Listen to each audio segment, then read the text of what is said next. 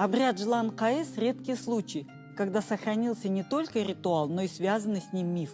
Однажды в степи мальчик услышал слова: «Эй, человек, спаси меня!». Обернувшись на голос, мальчик увидел змею, прижатую камнем.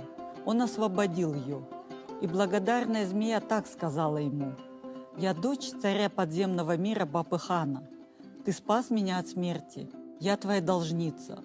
Она повела мальчика в подземный мир. Дворец был полон змей, и мальчик испугался их. Она подвела мальчику к трону своего отца.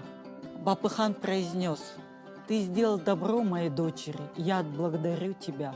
Что ты желаешь?» Мальчик ответил: «Я буду доволен всем, что бы вы мне дали». Бапыхан сказал: «Если так, закрой глаза». Мальчик закрыл глаза. Бапыхан проглотил его и выплюнул обратно.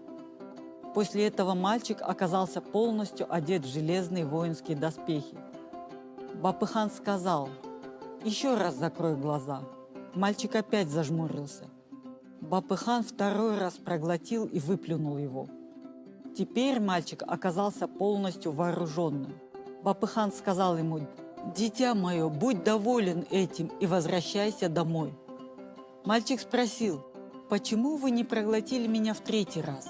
Бапыхан ответил: «Если я проглочу тебя в третий раз, твое тело и твоя душа превратятся в железо. Ты человек, твоя природа – сущность человеческая, ими оставайся. Будь защитником, воином, а не палачом».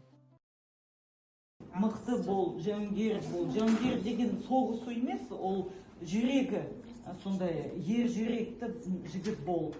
Белсенді бол, әр жерде өзіңді, кез келген ортада өзіңді сенімді ұстап, әр жерде өзіңнің сөзін өтетіндей беделді, мықты ер азамат бол. Қазақ елін алға жетелейтін ер азамат бол.